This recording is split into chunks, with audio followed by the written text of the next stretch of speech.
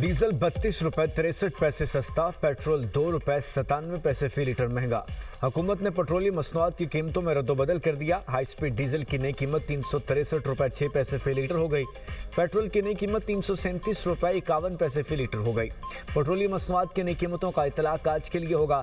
वज़ीर आज़म ने वज़ीर पेट्रोलियम को डीजल की कीमत में कमी के लिए ऑयल रिफाइनरीज से मुज़ाकरात का कहा था। अली परवेज़ मलिक के मुज़ाकरात के बाद ऑयल रिफाइनरीज ने डीजल की कीमत में कमी का फैसला किया। वज़ीर पेट्रोलियम अली परवेज़ मलिक कहते हैं, वज़ीर आज़म की हिदायत पर ऑयल रिफाइनरीज हुकाम के साथ 2-3 नशिस्तें हुई। हुकूमत को अवामी मसाइल का मुकम्मल इदराक है, मुश्किल वक्त ज़रूर ख़त्म होगा। हुकूमत मसाइल के हल के लिए कोशा है। वज़ीर इत्तलात अताउल्लाह तारड़ बोले, वज़ीर आज़म को अवाम की मुश्किल का एहसास है।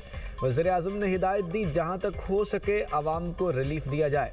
वज़ीर आज़म ने मुश्किल तरीन हालात में अवाम को सब्सिडी दी। आने वाले दिनों में अवाम के लिए मज़ीद खुशखबरियाँ होंगी।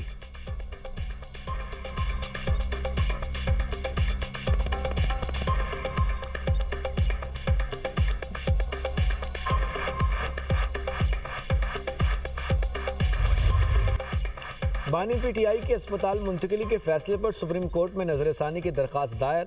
चीफ कमिश्नर इस्लामाबाद ने एडवोकेट जनरल इस्लामाबाद के तवस्सुत से दरख्वास्त दायर की। दरख्वास्त में मौक़िफ़ इख्तियार किया गया कि सुप्रीम कोर्ट ने बानी पीटीआई को शिफा इंटरनेशनल अस्पताल मुंतकिल करने का हुक्म दिया, जो इख्तियार समाज से तजावुज़ है। इस पर नजरसानी होनी चाहिए। पाकिस्तान प्रिजन रूल्स में कैदी को जेल से बाहर अस्पताल मुंतकिल करने का तरीक़ाकार मौजूद है। मामला पहली बार सुप्रीम कोर्ट के सामने मुकर्रर हुआ। मुतल्लिका फरीकैन को बाकायदा नोटिस जारी नहीं किया गया था। अदालत को तिब्बी माहिरीन की राय लेने के बाद फैसला करना चाहिए था कि सेहत वाकई ख़राब हुई है या नहीं।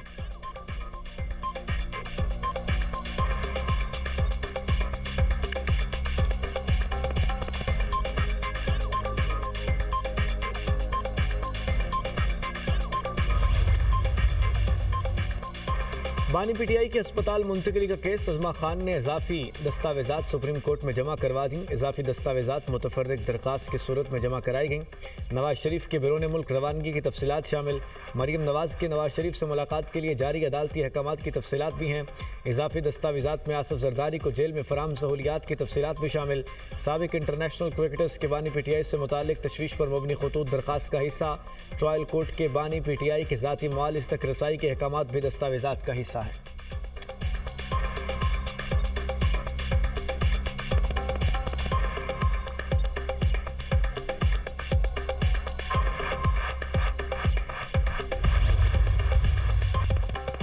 वफाकी हुकूमत की नजरसानी दरख्वास्त को कोई नंबर ताल अलॉट नहीं हुआ। मेरी दरख्वास्त से सुप्रीम कोर्ट के ऑर्डर पर अमल दरामद होने दें। चेयरमैन पीटीआई बैरिस्टर गौहर की पार्लियामेंट हाउस में सहाफ़ियों से गुफ्तगू।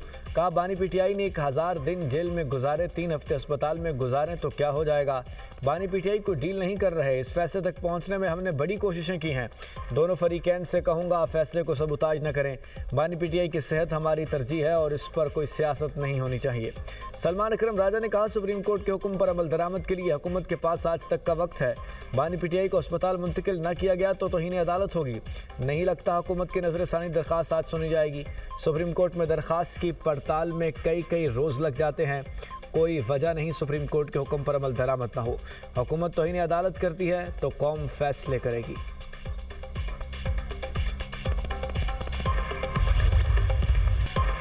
अदलिया के फैसले पर मनवन अमल होगा। अदलिया के फैसलों पर अमल दरामद न हुआ तो फैसला सड़कों पर होगा। हुकूमत ने भी बताया है, बानी पीटीआई की सेहत ठीक नहीं। वज़ीर आला खैबर पख्तूनख्वा सुहेल अफरीदी की प्रोग्राम दुनिया मेहर बुखारी के साथ में खुसूसी गुफ्तगू। कहा, बानी पीटीआई अस्पताल से वापस जेल चले जाएंगे लेकिन बैरून मुल्क नहीं जाएंगे। बानी पीटीआई अदलिया के जरिए बाहर आना चाहते हैं, किसी डील के जरिए नहीं। 27 सितंबर का एहतजाज एक दिन का नहीं, हमारा प्लान बना हुआ है। तहरीक इंसाफ के मौक़िफ़ पर जो भी पार्टी आएगी हम उसके साथ हाथ मिलाएंगे। मैं नो फ्लाई लिस्ट पर हूँ, मेरा पासपोर्ट भी ब्लॉक है। नए सूबों के हवाले से बानी पीटीआई से बात करनी चाहिए।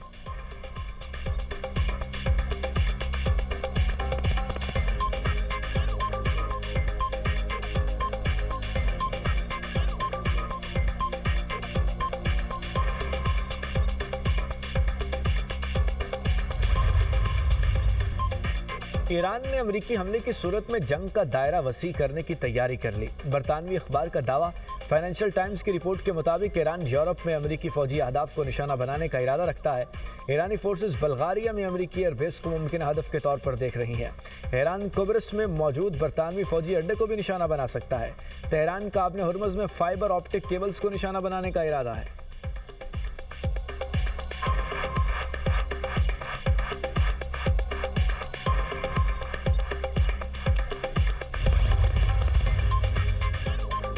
ईरान के साथ मुज़ाकरात किसी भी वक्त दोबारा शुरू हो सकते हैं। अमेरिकी सदर ट्रंप कहते हैं आबने हुर्मुज़ अमेरिका के मुकम्मल कब्जे में है। ईरान कभी कभार ड्रोन से हमले करता है। आबने हुर्मुज़ से गुजरने वाले जहाज़ों को कोई ख़तरा नहीं। ईरान के साथ मौजूदा सूरत हाल फ़िलहाल अच्छी है।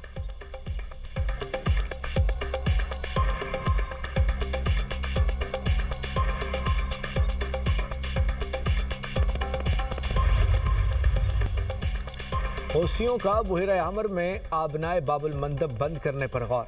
यमन के वज़ीर इत्तलात कहते हैं कि ईरान के हिमायत याफ्ता हौसी साहिली इलाकों में मौजूदगी बढ़ा रहे हैं। बाबुल मंदब को बंद करने के लिए यमनी जज़ायर पर कंट्रोल हासिल करने की कोशिश कर रहे हैं। बंदरगाहों, शहरी तनसीबात, बहरी जहाज़ों को बार बार निशाना बनाना उनके मनसूबों की निशानदही करता है।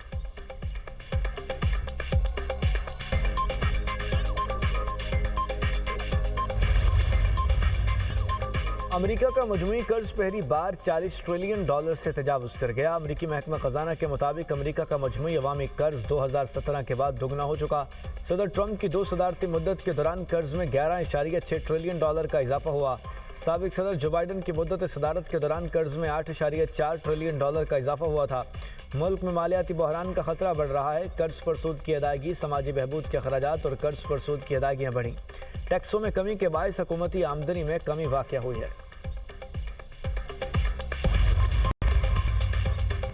सदर मुमलिकत का सरकारी मुलाजमतों में भर्तियों के अमल में मेरिट, शफाफियत और पेशावराना मयार यकीनी बनाने पर जोर।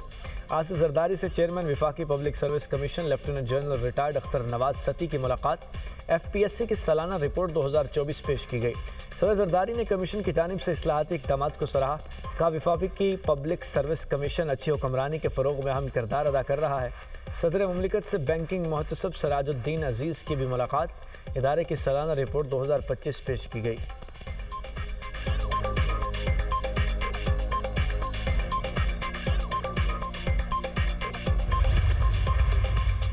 तूफानी बारिश ने रावलपिंडी को डुबो दिया। कश्तियों के जरिए रेस्क्यू ऑपरेशन। मुतादिद इलाकों में सूरत हाल ख़राब। पानी घरों में दाखिल। सड़कें दिन भर तालाब का मंजर पेश करती रहीं। जान कॉलोनी, शेर जमान कॉलोनी, पीपल्स कॉलोनी, राजा अकरम कॉलोनी और दीगर इलाके डूब गए। जावेद कॉलोनी, सादिकाबाद और शाले वैली में सूरत हाल अबतर। पानी घरों और दुकानों में दाखिल। ढोखसू में 2 घरों की दीवारें गिर गईं। जलरिज में घर से 9 अफराद को कश्ती के जरिए रेस्क्यू कर लिया गया। नाला लई में तुग़यानी, न्यू कटारियाँ और गवाल मंडी में पानी की सतह 22 फुट रिकॉर्ड की गई।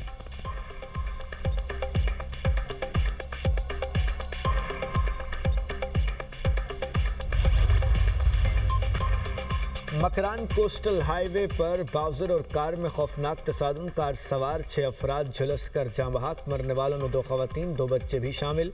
कार तुर्बत जबकि बाउजर कराची जा रहा था। कार ड्राइवर की शनाख्त असलम के नाम से हुई।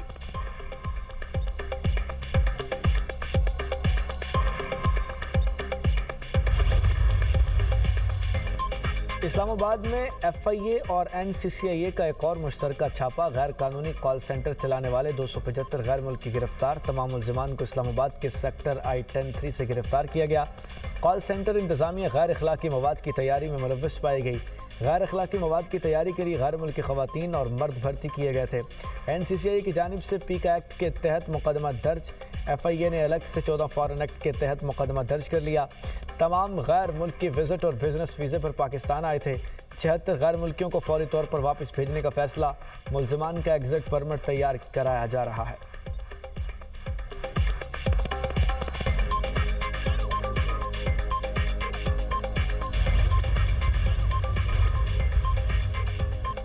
इजरायली फौज की गजा में जारहियत फ़ज़ाई हमलों में मजीद 9 फ़लस्तीनी शहीद, 15 जख्मी हो गए। सियोनी फोर्सेज ने म्यूनसिपल पुलिस हेडक्वार्टर्स और पनाह गुज़ीन कैंप को निशाना बनाया। इजरायली फौज ने दावा किया है कि नुसीरात में हमले का हदफ हमास का एक जंगजू था।